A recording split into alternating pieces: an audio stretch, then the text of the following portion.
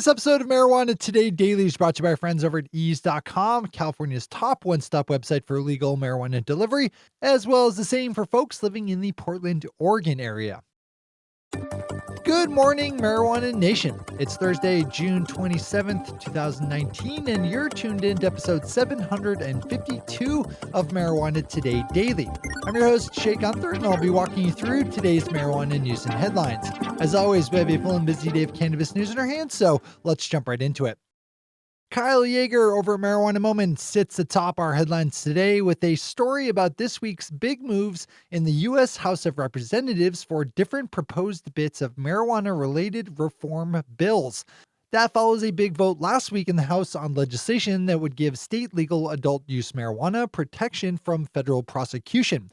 This week's substantive marijuana bills includes one related to cannabis business banking, and another bill that wasn't put up for consideration that would have blocked Washington, D.C. from implementing its voter-passed legalization laws.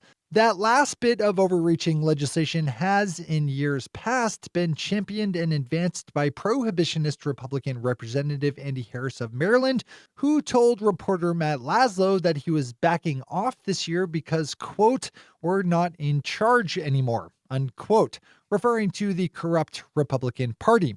There was also advancements made this week in legislation involving CBD and Native American tribal marijuana laws. Pop over to Kyle's story for the full dive in. Marijuana Business Daily picked up on a new report from the United Nations that pegs marijuana as the world's most widely used drug. The UN's World Drug Report looks at the latest developments in the global drug market and has been published since 1997. According to the latest edition, just under 4% of the world's population between the ages of 15 and 64 have used marijuana at least once in the year 2017, with the overall number of cannabis consumers jumping 30% in the last 20 years. In North America, the usage rate was just under 8.5%. I think one of the more interesting bullet points here is the 2% usage rate in Asia. That's a lot of built-in market potential right there. Anyway you cut it, the world seems to like marijuana. Another good one to read in full. Grabbing a rare top story bookend is Kyle Yeager, who tuned in last night to the first debate held by various Democratic presidential candidates and spotted a number of references to the war on drugs. The debate stage was packed with 10 candidates last night, including Senators Elizabeth Warren of Massachusetts and Cory Booker of New Jersey and former State Representative Beto O'Rourke of Texas. Nothing particularly groundbreaking was brought up, but the overall tone of the night for drug policy matters was one of reform. Senator Booker talked about a bipartisan criminal justice reform bill he had helped pass, while Beto O'Rourke talked about the millions of people locked up in prison for nonviolent drug charges. A second debate is taking place tonight with 10 other candidates, including Vermont Senator Bernie Sanders. It's important that drug policy reform is talked about. Those are our top stories for today. It's time for Marijuana Today Daily Headlines Blitz. Before we blitz it in headlines, let's quickly thank our sponsor, ease.com, California's top one-stop website for legal marijuana delivery, as well as the same for folks living in the Portland, Oregon area. Celebrate the sunny days of summer today with Ease's ever-changing daily deals, which gives you 30% off the cost of select products from Old Pal and Island.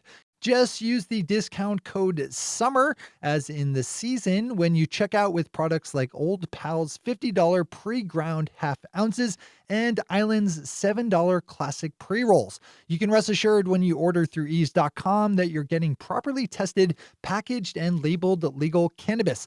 And the same is true over at easewellness.com, which puts professionally curated hemp-derived CBD products in your mailbox in just 4 to 6 business days via the mail in 44 U.S. states. That's ease.com and easewellness.com, with ease spelled E-A-Z-E. All right, time for the blitz. New Hampshire Republican Governor and prohibitionist Chris Sununu vetoed earlier this week legislation that would have allowed the state's few medical marijuana businesses to be organized as for-profit entities. Right now, granted state dispensaries known as alternative treatment centers must be nonprofit organizations, which carries different restrictions in terms of fundraising and finance and whatnot. Hawaiian Governor David Ige is also flexing his veto powers this week on a cannabis-related bill. The Democratic governor announced his plans to veto House Bill 290, which would have allowed for the transportation of medical marijuana between Hawaii's various islands. Governor Ige cited federal prohibition on marijuana for his veto, saying that federal waters and airspace around the island mean anyone passing through with medical cannabis would be in danger of arrest.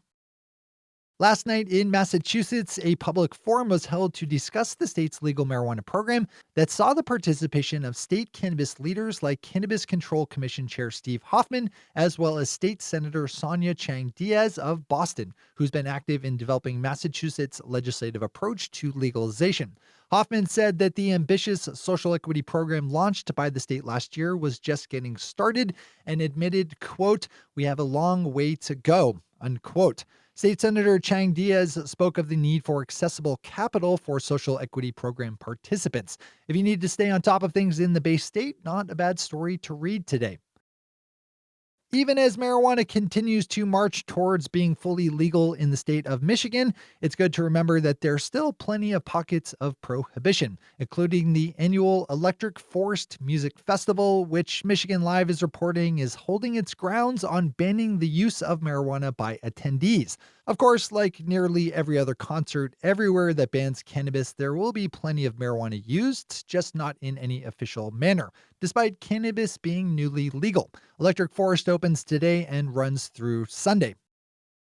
In Washington state, we have the State Liquor and Cannabis Board just issuing a reversal of a previous policy that would have banned the posting of signs by marijuana retailers at an upcoming hemp festival. A bulletin was issued by the board back in April warning retailers that posting signs for their businesses would not be allowed. Some lawsuits were filed afterward by dispensary owners upset about the infringements on their rights, and thankfully yesterday the board pulled back the ban.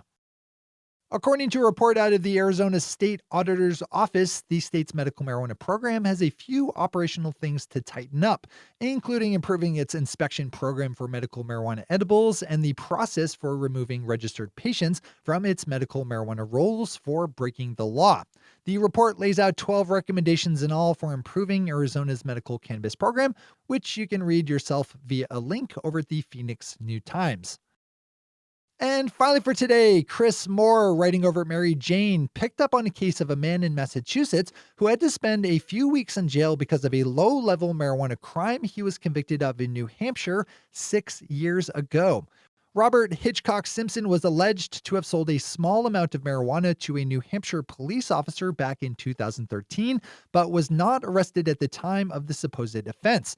It's a touch convoluted what happened next, but basically Simpson moved to Massachusetts and was not around when police in New Hampshire went to try to arrest him.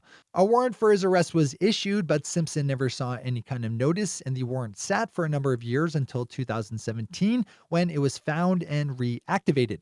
That led to Simpson being arrested by Massachusetts police, who held him for more than 2 weeks before transferring him to New Hampshire. Again, convoluted. But the basic gist of the story is that it's very stupid that this guy spent more than 2 weeks in jail for selling a tiny amount of marijuana in a state where selling that amount of marijuana is now not a jailable offense. Marijuana is decriminalized in New Hampshire, so you should spend 0 weeks in prison for it. Give this one a read. Those are the headlines and news for the day. I'll be back with you again tomorrow morning with another information-packed episode of Marijuana Today Daily. But in the meantime, if you have any stories to share or feedback to give, zip us an email to headlines@mjtodaydaily.com.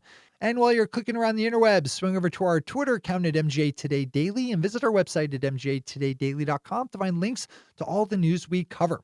Thanks to our sponsor, Ease, and to all of our awesome patron listeners for the support that makes this show possible. To join the illustrious ranks of the patron listeners yourself, swing over to our website at mjtodaydaily.com and click on that big blue button at the top of the page that says Become a Patron.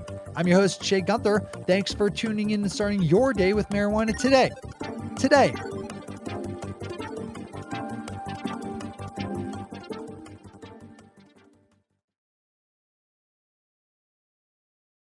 One take, Shay. One take.